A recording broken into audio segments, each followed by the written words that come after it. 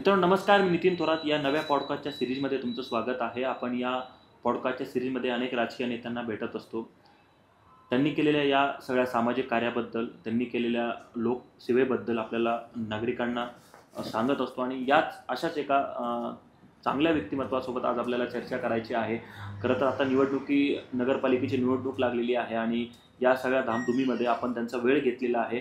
आपल्यासोबत ज्योतिगिरी डोंगरे जी आहेत आणि खरं तर त्या प्रभाग क्रमांक 12 निवडणूक लढवता आहेत आणि तुमचं खूप खूप स्वागत आहे. माझा पहिला प्रश्न, तुमची ओळख सांगा आणि कुठल्या प्रभागासाठी तुम्ही निवडणूक लढताय त्याबद्दल सांगा. नमस्कार, मी ज्योती शिरीष डोंगरे.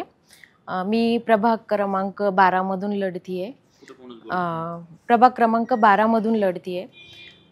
माझं जे व्हिजन आहे, मी स्वतः आहार तज्ज्ञ आहे आणि मी जेव्हा डायटिशियनची प्रॅक्टिस करत होते त्यावेळेस माझ्या लक्षात आलं की लोकांना आरोग्यासंदर्भात खूप समस्या झालेल्या आहेत आपल्या वैजापूरमधनं. तर त्याच्यामुळे मला खूप म्हणजे असं वाटायचं की हे कसं म्हणजे सॉल्व्ह होणार हा प्रॉब्लेम, कारण हा एकदम सोशल प्रॉब्लेम असल्यामुळे मला तो म्हणजे माझ्या हातात काही पद नसताना, काही अधिकार नसताना हा प्रॉब्लेमच राहील.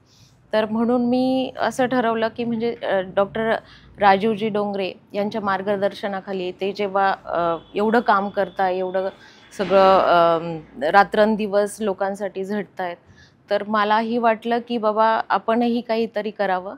यासाठी मी याच्यामध्ये आले. बरं, खरं तर तुमची लोकप्रतिनिधी म्हणजे स्थानिक आमदारांनी त्यांनी तुमची निवड केली. काय वाटतं हे बघून की आता आपल्याला लोकसेवेसाठी उमेदवारी मिळाली आहे आणि तुम्ही काय त्याबाबतचं विजन सांगणार आणि कुठले मुद्दे तुम्ही या निवडणुकीत घेऊन जाणार असाल? सर्वप्रथम रमेश पाटील बोरनारे सर यांचं जे नेतृत्व आहे हे त्यांनी खूप सगळ्या तळागाळामध्ये काम केलेलं आहे. म्हणजे त्यांचे कामं दिसतात पण आहे लोकांना.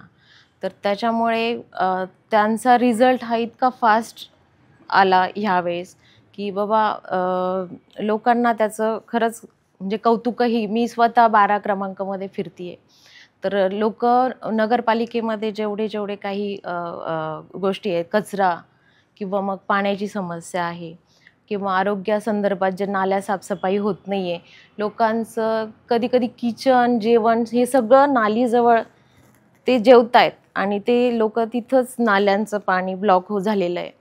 तर याच्यामुळे आरोग्याला इतका धोका आहे हे म्हणजे ते बघून खरंच वाईट वाटलं मी जेव्हा फिरत होते. बरं, खरं तर तुमच्या प्रभागामध्ये फिरता असे कुठले प्रश्न आहे असं तुम्हाला वाटतं की जे खरंच मार्गी लागले नाहीत? खरंच मार्गी न लागणारे प्रश्न जे आहेत, नाल्यांची साफसफाई रेग्युलर नाही झाली. त्यानंतर कचऱ्याची गाडी तर रेग्युलर येतच नव्हती. खूप ठिकाणी कचरा पडलेला आहे, लोक परेशान आहे, लोक फोटो टाकतायत कचऱ्याचे खूप ठिकाणी. म्हणजे मी आता इंदिरानगरमध्ये गेली होती, तर तिथं लोक म्हणजे डायरेक्ट आक्रमकच आहे की बाबा खूप वर्षांपासून हा प्रॉब्लेम कधी सॉल्व्ह होणार आहे, कधी स्वच्छता. कारण सगळे लोक खूप म्हणजे त्या गोष्टींना इतके परेशान झालेले आहेत. म्हणजे 20-25 वर्षापासून हा त्रास काढतायत. तर त्यामुळे मला ती गोष्ट खरंच जाणवली या गोष्टीसाठी. बरं, खरं तर या सरकारची एक महत्त्वाकांक्षी योजना होती ती म्हणजे लाडकी बहीण. खरं तर आता तुमच्यासारख्या लाडक्या बहिणी या एक पदासाठी म्हणजे उमेदवार म्हणून काय सांगाल या शहरातल्या संपूर्ण लाडक्या बहिणींना आणि तुमच्या प्रभागातल्या लाडक्या बहिणींना काय सांगाल तुम्ही? आता रमेश पाटील बोरनारे यांच्या नेतृत्वाखाली जी ही योजना आली आपल्या वैजापूरमध्ये, तर ती खरंच म्हणजे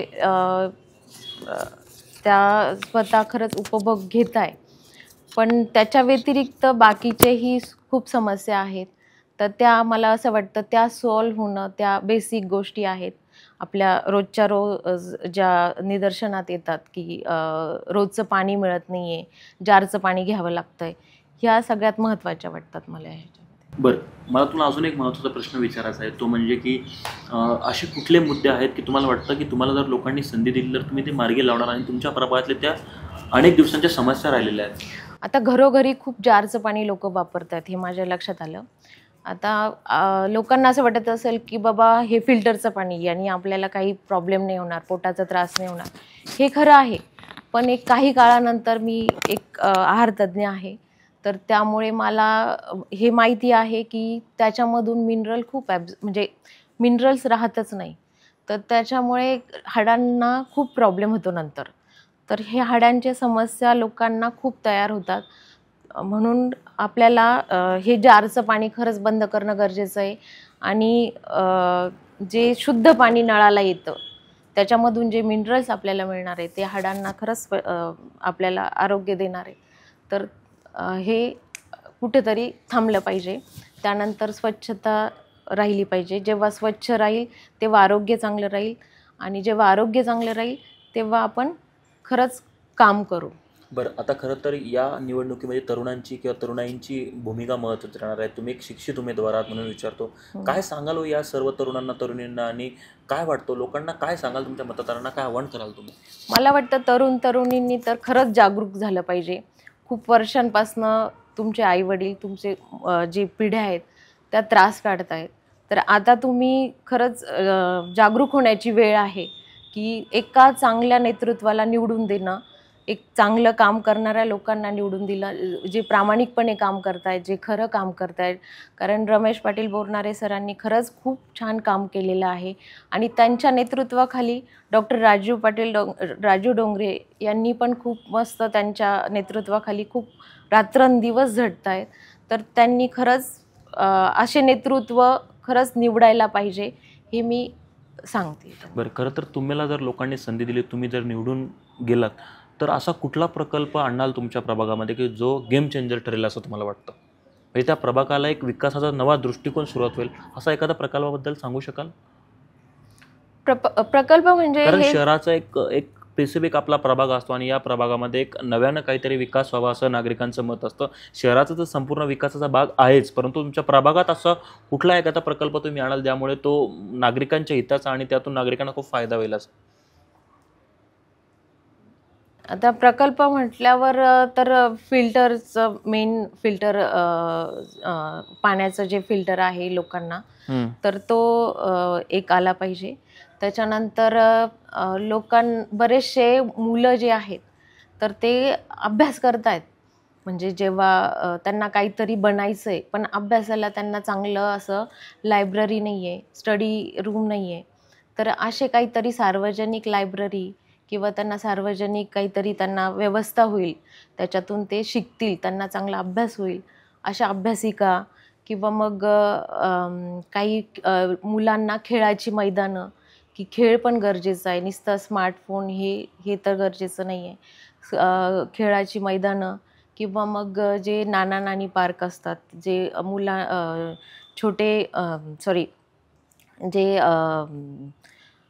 वृद्ध लोक आहेत तर त्यांना नाना नानी पार्क, की जे तिथे वॉक करून तिथे थोडा वेळ आपला दिवस घालवतील, अशा काही गोष्टी वैजापूरमध्ये येणं गरजेचं. बरं, खरं तर महिलांच्या सुरक्षेचा प्रश्न हा खूप मोठा प्रश्न आहे, आणि मागच्या काही वर्षातल्या घडामोडी किंवा घटना बघितल्या तर महिला सुरक्षित नसल्याच्या बाबी समोर आलेल्या आहेत. एक महिला म्हणून काय वाटतं, तुम्ही महिलांच्या सक्षमीकरणासाठी काय असे प्रयत्न कराल की ज्यामुळे महिलांमध्ये म्हणजे स्वतः आत्मनिर्भर बनण्याची शक्ती तयार होईल?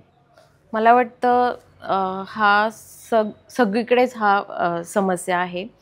तर महिलांनी स्वतः तर त्याच्यामध्ये अवेअर राहायला पाहिजे की बाबा आपण कुठे, म्हणजे कसं हे करतोय. त्यानंतर म्हणजे ज्या गोष्टी पोस्ट होत आहेत किंवा मग त्याला त्यांनी बिलकुल प्रतिसाद नाही द्यायला पाहिजे. काही गोष्टी खूप अशा व्हायरल होतात की बाबा ज्या महिलांच्या याच्यासाठी खूप धोकेदायक असतात, त्या गोष्टींना त्यांनी बिलकुल प्रतिसाद नाही द्यायला पाहिजे, की जेणेकरून त्यांच्या सुरक्षेला धोका निर्माण. बरं, खरं तर तुमचा कुठलाही असा राजकीय वारसा नाही आहात, आणि अशा पद्धतीनं तुम्ही थेट निवडणूक लढण्याचा निर्णय घेतला. काय तुमच्या मतदारांना तुम्ही आव्हान कराल? मी निवडणूक याच्यासाठी, म्हणजे मी पहिल्यांदा याच्यात आली आहे. तर मी तेच सांगितलं, मी जेव्हा प्रॅक्टिस करत होते तेव्हा मला आरोग्यासंदर्भात खूप समस्या जाणवल्या, आणि हे कुठंतरी बदललं पाहिजे. माझ्या लग्नाला पण 20 वर्ष झाले, तर हे अजून जसेच्या तसंच तिथंच आहे, आणि कुठंतरी जुनी बिल्डिंग ही पडली पाहिजे. तर ती जुनी बिल्डिंग जेव्हा पडते तेव्हा आपण नवीन बिल्डिंग, एकदम बेस पक्का असतो, तर रमेश बोरनारे सरांनी त्याचा बेस पाया पक्का केलेला आहे, आणि ते काहीतरी नवीन व्हिजन घेऊनच येतात आणि चांगली कामं करतात. म्हणून ते नगर परिषदेवर धनुष्यबाणाचा झेंडा भडकला पाहिजे. बरं, अजून एक महत्त्वाचा विषय म्हणजे की खरं तर लोक तुमच्याबद्दल एक निरेटिव्ह सेट करतीलच की तुम्ही लोकांच्या समाजहिताचे कुठले असे नियम राबवले. खरं तर मी तुमचे लाडके बहिणींबाबतचे केलेले कार्य बघितलेले आहे. काय सांगाल असे कुठले तुम्ही महत्त्वाचे लोकांच्या हिताचे की पद नसताना केलेल्या कामाबद्दल काय सांगाल? आता जेव्हा पद असतं तेव्हा अधिकार येतात, तेव्हा आपण काहीतरी काम करतो.